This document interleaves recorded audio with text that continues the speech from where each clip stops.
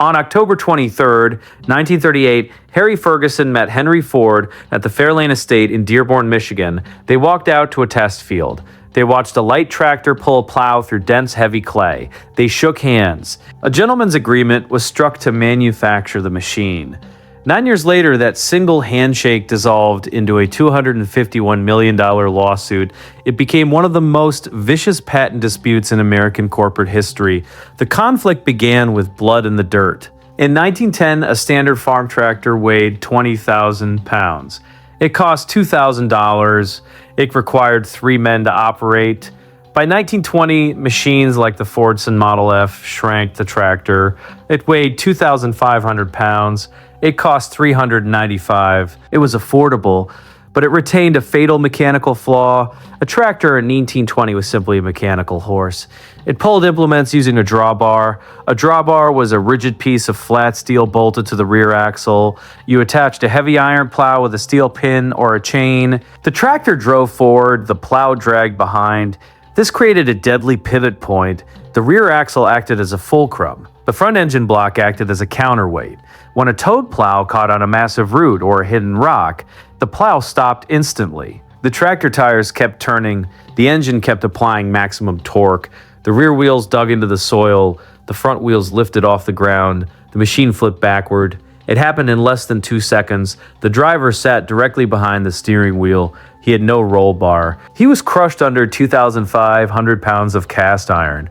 In 1 year, 136 American farmers were killed by flipping Fords and tractors. Harry Ferguson understood mechanical forces. He was born in 1884 on a farm in County Down, Ireland. He despised farm labor. He despised the horses. In 1902, he left agriculture. He joined his brother's bicycle repair shop in Belfast. He turned to internal combustion. He built motorcycles. He built race cars. He built He built an airplane. In 1909, he became the first person in Ireland to build and fly a powered aircraft. He crashed it repeatedly. He rebuilt it. He learned how weight moved in 3 dimensions. In 1914, World War I erupted. German U-boats blockaded Britain. Britain imported 2.5 million tons of wheat annually. Starvation loomed. The government ordered thousands of American tractors to plow every available acre. The Irish Board of Agriculture hired Ferguson to demonstrate and repair them. He traveled across Ireland. He watched farmers struggle. The soil was wet. The drive wheels slipped. The engines burned expensive fuel to go nowhere. When they found traction, they flipped. Ferguson diagnosed the problem. Pulling a dead weight from a single low point was a fundamental mechanical failure. The tractor and the plow needed to be integrated. They needed to be one solid machine. Ferguson set up a workshop in Belfast. He started designing hitches. In 1917, he built a plow that bolted directly to the rear of a Fordson tractor. He called it the Belfast plow. It eliminated the drag chain. It used a rigid 2-point linkage. It was an improvement.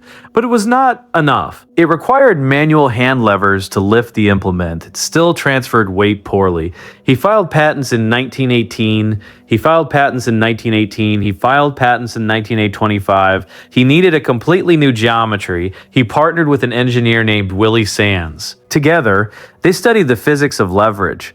They abandoned the 2-point attachment. They created a 3-point attachment. 2 lower links connected the plow to the tractor axle. 1 upper link connected the plow to the top of the rear differential. This created a rigid pivoting triangle. They tested it.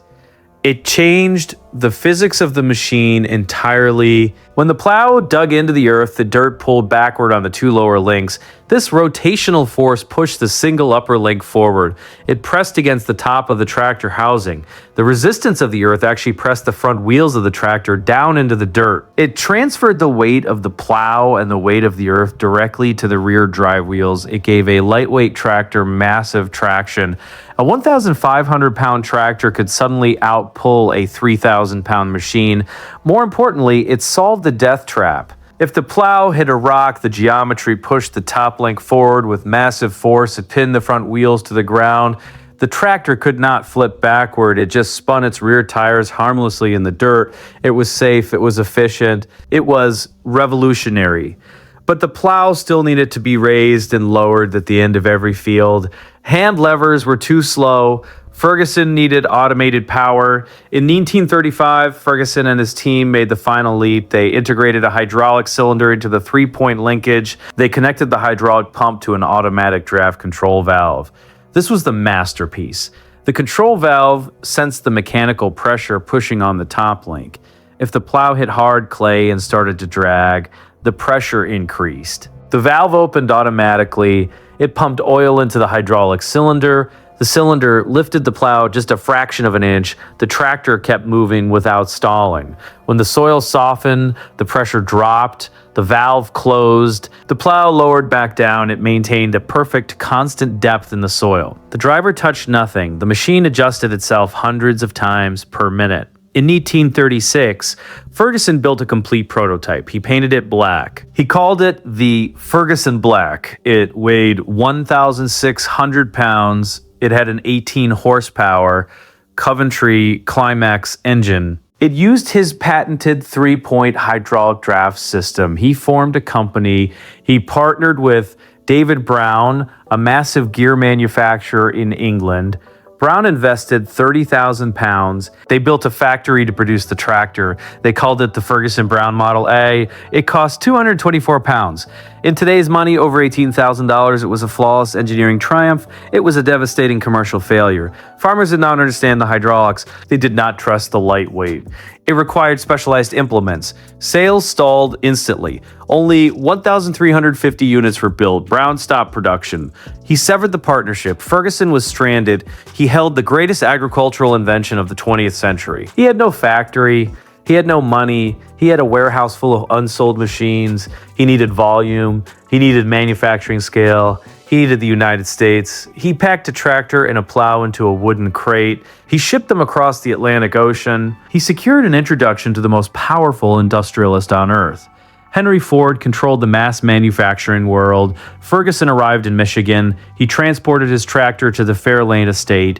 He waited in the field. Henry Ford arrived at the field. He was 75 years old. He brought his top engineers. He brought a heavy Fordson tractor. Ferguson started his machine. It weighed 1,600 pounds. He dropped the plow into the heavy Michigan clay. He drove forward. The hydraulic system worked perfectly. The draft control adjusted the depth automatically. The light tractor pulled through the hard earth without spinning its tires. Ford ordered his men to plow the same furrow with the heavy Fordson. The Fordson bogged down, its wheels spun, it stalled. The demonstration was absolute. Ford approached Ferguson. He offered to buy the patents outright. He offered $1 million. Ferguson refused. He demanded a manufacturing partnership. They reached an agreement. Ford would manufacture the tractors at his massive Rouge plant. He would cover all production and material costs. Ferguson would control the sales, marketing, and distribution. He would design the implements. He would take a percentage on every unit sold. No lawyers were present. No contracts were drafted. They shook hands. In June 1939, they released the machine. They called it the Ford Ferguson 9N. It was an engineering marvel. It weighed 2,340 pounds. It had a 120 cubic inch four-cylinder flathead engine. It generated 16 drawbar horsepower. It cost $585. A good team of draft horses cost $400. It featured an electric starter. It had rubber tires as standard equipment. It featured Ferguson's hydraulic three-point hitch. It required no manual levers to lift a 400-pound implement. A child could operate it. It changed American agriculture immediately. Production scaled rapidly. In 1939, Ford built 10,000 units. In 1940, production hit 35,000 units. By 1941, over 42,000 tractors rolled off the assembly line. It captured 20% of the U.S. tractor market in 24 months. Ferguson set up a vast dealer network. He established Harry Ferguson Inc. in Dearborn. He trained salesmen relentlessly. He banned showroom pitches. He demanded field demonstrations. The demonstration is the sale. The sale is the demonstration. Ferguson became incredibly wealthy. Ford gained the most modern tractor on earth. The partnership held through the early years of World War II. Then the power structure at Ford Motor Company collapsed. Edsel Ford died in 1943. Henry Ford suffered a series of strokes. His mental state deteriorated. The company bled cash. It lacked modern accounting systems. It lost $10 million a month. In 1945, the Ford family staged a corporate coup. Henry Ford II took control of the empire. He was 28 years old. He hired former military statisticians. He reviewed the company ledgers. He discovered the Handshake agreement. He audited the tractor division. The numbers were staggering. Ford Motor Company carried all the manufacturing overhead. They paid for the steel, the rubber, and the union labor. Ferguson absorbed none of these costs. He simply collected his cut on the retail sales. Between 1939 and 1945, the tractor division lost $25 million. Henry Ford II took action. In November 1946, he met with Harry Ferguson.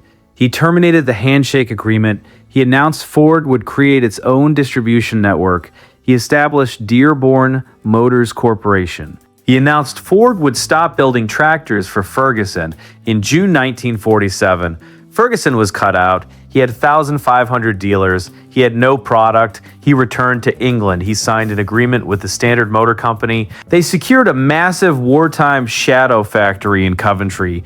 They began rushing a new tractor into production. They called it the TE20. In Dearborn, Henry Ford II made a calculated maneuver. He needed a tractor to feed his new Dearborn Motors network. The 9 design was 8 years old. He ordered his engineers to build a replacement. In July 1947, Ford released the 8N. It had a 4-speed transmission. It had a slightly larger engine. It was painted red and gray instead of dark gray. It utilized the exact same hydraulic 3-point hitch. Ford's engineers attempted to mask the theft. They altered the hydraulic pump location. They changed the control spring tension. They claimed it was a new design. The fundamental geometry remained identical. It infringed directly on U.S. Patent 2,102,18,118. Henry Ford II weighed the risk. Ford Motor Company was an industrial titan. It possessed unlimited inventor. He had no factories in America. Ford assumed Ferguson could not afford to fight. He assumed wrong. On January 8th, 1948, Harry Ferguson walked into the United States District Court for the Southern District of New York. He filed a civil lawsuit against the Ford Motor Company. He named Henry Ford II personally. He named the Dearborn Motors executives. He charged them with patent infringement. He charged them with conspiracy to destroy his business. He charged them with antitrust violations. He demanded $251 million in damages. In today's money, over $3.2 billion in damages.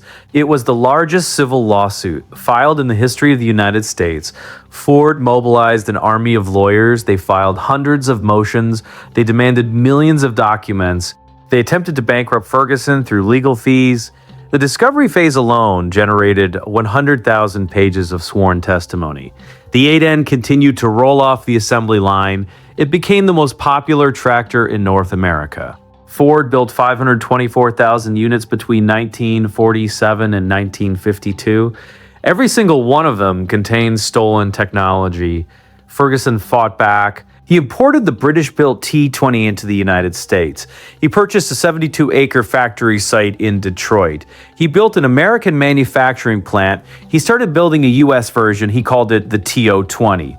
The tractors were virtually identical. The Ford 8N and the Ferguson 220 sat on dealer lots in the same farming towns. They shared the same wheelbase. They operated the same implements. They fought for the exact same customer. The battle moved from the courtroom to the dirt. Ford possessed the capital. Ford possessed a century of brand loyalty. Ford dominated the sales charts. Ferguson possessed the patents. He possessed the original engineering data. He possessed an absolute refusal to surrender. The legal fees mounted. Ferguson spent $4 million on lawyers in 3 years. His American operation bled capital. He needed an alliance. He needed a partner with global manufacturing scale to match Ford. He looked across the border to Canada. Massey Harris was established in 1847 in Ontario, Canada by Daniel Massey. It built reapers, it built threshers, it built self-propelled combines. It was an agricultural behemoth. It sold machines in 72 countries. It generated $225 million in annual revenue.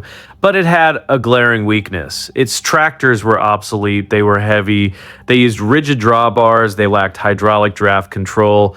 Massey Harris needed Ferguson's patents. Ferguson needed Massey Harris's factories. In New York, the legal battle dragged into its fourth year. Ford's legal bills mounted. They spent over $4 million defending the suit. They produced over 1 million pages of corporate documents. The patents held firm. In 1951, Ford's lawyers advised surrender. They could not beat U.S. Patent 2,118,108. The trial judge ruled the Ford 8N contained stolen technology. It operated on the exact same hydraulic principles. On April 9, 1952, the lawsuit ended. Ford agreed to a consent decree. They issued a check for $9,250,000. In today's money, over $100 million. It was the largest patent settlement in U.S. history. Ford was ordered to halt production of the 8N. They were forced to re-engineer their hydraulic pump. They released a new model. They called it the NAA Jubilee. It bypassed the patent, but Ferguson won the war. He defended his invention. He humiliated the largest automaker on earth. He forced Henry Ford II to pay for stolen geometry. He secured his capital. He returned to the negotiating table with Massey Harris. In August 1953, the two companies merged. They created Massey Harris Ferguson. The deal was valued at $16 million. Harry Ferguson received 1.8 million shares of stock. He was named chairman. The new entity commanded 15,000 dealers worldwide. It operated 35 manufacturing plants. It employed 20,000 workers. They combined their engineering divisions. They built the ultimate machine. In 1955, they released the Ferguson 35. It was painted gray and green. In 1958, they rebranded the entire company to Massey Ferguson. They painted the tractor red and gray. They called it the Massey Ferguson 35. It was a masterpiece. It weighed 3,100 pounds. It initially featured a standard Motor Company 4-cylinder diesel engine. Later models used a 3-cylinder Perkins diesel. It generated 34 bell horsepower. It produced 27 drawbar horsepower. It featured a revolutionary dual clutch system. A half press of the clutch pedal stopped the tractor's forward motion.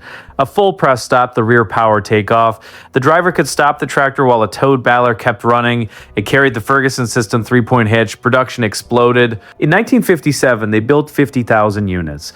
By 1960, they reached 100,000 units.